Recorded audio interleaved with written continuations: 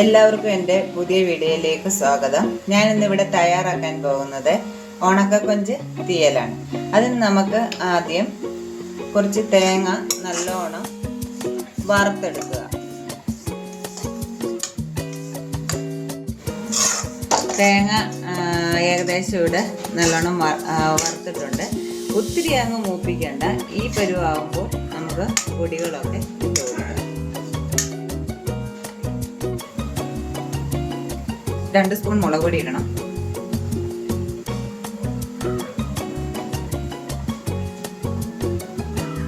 ഒന്നര സ്പൂൺ മല്ലിപ്പൊടി,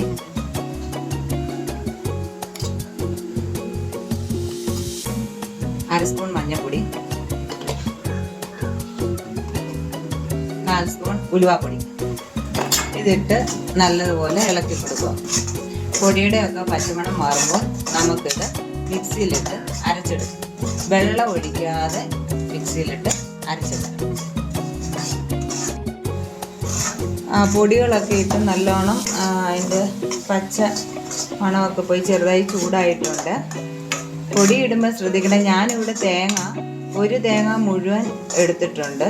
അത് വറുത്ത് ഞാൻ അതുകൊണ്ടാണ് 2 ടേബിൾ സ്പൂൺ മുളക് പൊടി ഇടാൻ പറഞ്ഞത്. നമ്മുടെ തേങ്ങയുടെ അനുസരിച്ച് മാത്രം നമ്മൾ മുളക് പൊടിയും മല്ലിപ്പൊടിയും മഞ്ഞൾപ്പൊടിയും ഉലുവാപ്പൊടി ഇട്ട് കൊടുത്താൽ മതി. ഞാനിതൊരു തേങ്ങ എടുത്തിട്ടുണ്ട്. അതുകൊണ്ടാണ് 2 ടേബിൾ സ്പൂൺ മുളക് പൊടി, 1.5 ടേബിൾ സ്പൂൺ മല്ലിപ്പൊടിയും 1/4 സ്പൂണ് ഉലുവാപ്പൊടി ഇട്ടത്. അപ്പം നമ്മൾ എത്രയും തേങ്ങ എടുക്കുന്നോ അതിനനുസരിച്ചുള്ള അളവിലുള്ള പൊടി ഇട്ടാൽ മതി. എന്നിട്ട് ചൂടായി കഴിയുമ്പോൾ ഇതിനി നമ്മൾ ഓഫ് ചെയ്ത് കുറച്ച് നേരം വെക്കുക. ചെറിയ ചൂട് പോയി കഴിയുമ്പോൾ നമ്മൾ വെള്ളമയം ഒന്നും ഇല്ലാത്ത മിക്സിയിലോട്ട് ഇട്ട് വെള്ളം ഒഴിക്കാതെ അരച്ചെടുക്കുക. ആ തേങ്ങ വെള്ളം തൊടാതെ നമ്മൾ അരച്ചെടുത്തിട്ടുണ്ട്. അതുകൊണ്ട് ഇതുപോലെ അരച്ചെടുക്കണം.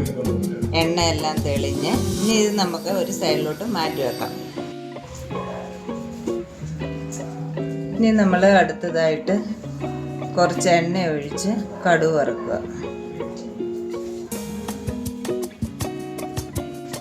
ഇനി നമ്മളിതിലേക്ക് കുറച്ച് കടുക് ഇടുക. അത് പൊട്ടിയതിന് ശേഷം അതിനകത്തിട്ട് കുറച്ച് വറ്റൽമുളക്, കുഞ്ഞുള്ളി അരിഞ്ഞത്, കറിവേപ്പില ഇട്ട് കൊടുക്കുക. കടുക് പൊട്ടിക്കാൻ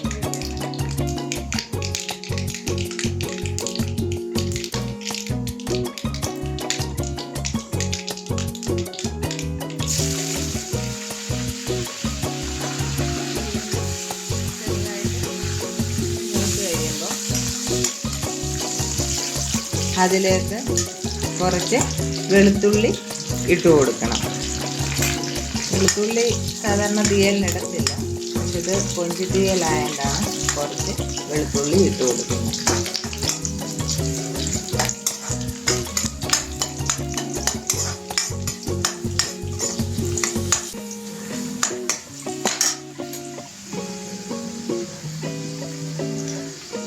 കുറച്ച് വെളുത്തുള്ളി ഇട്ട് കൊടുത്തു.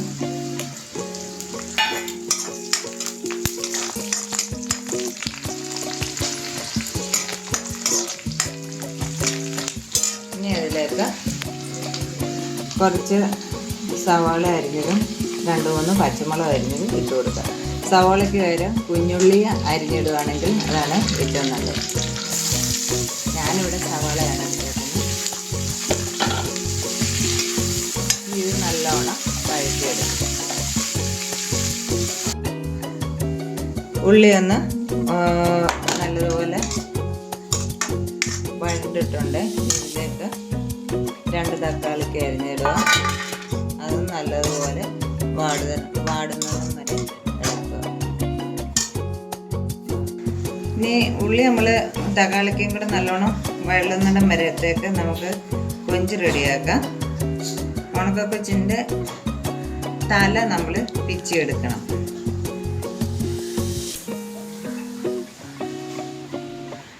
ഇത് കൊഞ്ച് ഇതിൻ്റെ ഈ തല ഇങ്ങനെ നമ്മൾ ഞുള്ളിയെടുക്കണം.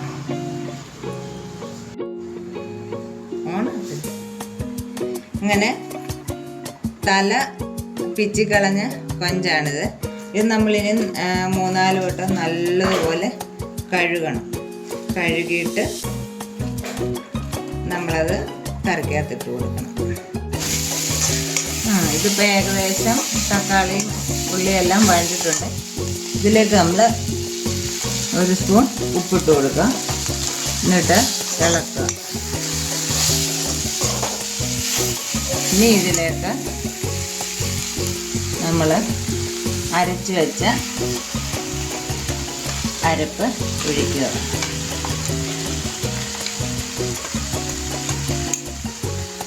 നല്ലോണം മിക്സിയിലെ ഇത് നല്ലോണം വെള്ളം ഒഴിച്ച് കഴുകി ഒഴിച്ചു കൊടുക്കുക.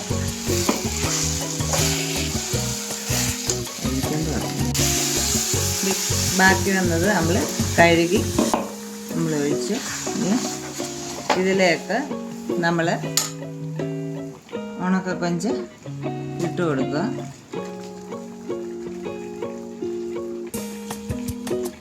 ഇതിലൊരു 5-6 എടുത്ത് ചതച്ചിട്ട് കൊടുക്കുകയാണെങ്കിൽ കൊഞ്ചിൻ്റെ ഒരു നല്ല മണവും ടേസ്റ്റും ഒക്കെ കറിക്ക് കിട്ടും. ഇനി ഇത് നമ്മൾ നല്ലോണം ഇളക്കി കൊടുക്കുക. ഇതിലേക്ക് നമ്മൾ 1 ടേബിൾ സ്പൂൺ പിഴുപുളി പിഴിഞ്ഞ വെള്ളം ഒഴിച്ചു കൊടുക്കുക. ഞാൻ ഇവിടെ 2 സ്പൂൺ പുളിവെള്ളം ഇച്ചിരി കുറുകിയ രീതിയിലാണ് ഒഴിച്ചു കൊടുക്കുകയാണ്. ഇനി നമ്മൾ ഇച്ചിരി കൂടെ വെള്ളമൊക്കെ ഒഴിച്ച് ഇളക്കി നോക്കി പുളി കറക്റ്റ് പരുവാണോ നോക്കണം. ഒത്തിരി പുളിയൊന്നും വേണ്ട, നമുക്ക് ചെറിയ പുളിയുടെ ടേസ്റ്റ് മതി. നമ്മൾ ഇത് വേവാൻ വേണ്ടിയിട്ട് ഇതിപ്പോൾ ഇച്ചിരി ഉറുകിയിരിക്കുകയാണ് എല്ലാം കൂടെ. നമ്മൾ ഇച്ചിരി കൊഞ്ചൊക്കെ ഒന്ന് വേവാൻ വേണ്ടിയിട്ട് കുറച്ച് വെള്ളം കൂടെ ഒഴിച്ചു കൊടുക്കുക. ഞാനിവിടെ 1 കപ്പ് വെള്ളം ഒഴിച്ചു.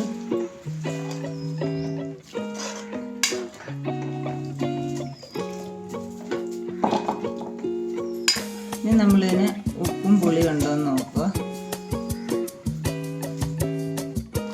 പുളി ഒരു ശകലം കൂടെ വേണം, അതുകൊണ്ട് ഞാൻ 1 ടേബിൾ സ്പൂൺ പുളിയും കൂടെ ഒഴിക്കുകയാണ്.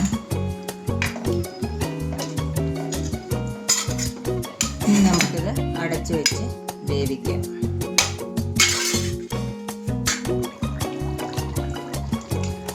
ഇപ്പം തീയലിവിടെ റെഡി ആയിട്ടുണ്ട്. ഇനി നമുക്കത് ഉപ്പും പുളിയും ഉണ്ടോ എന്ന് നോക്കാം.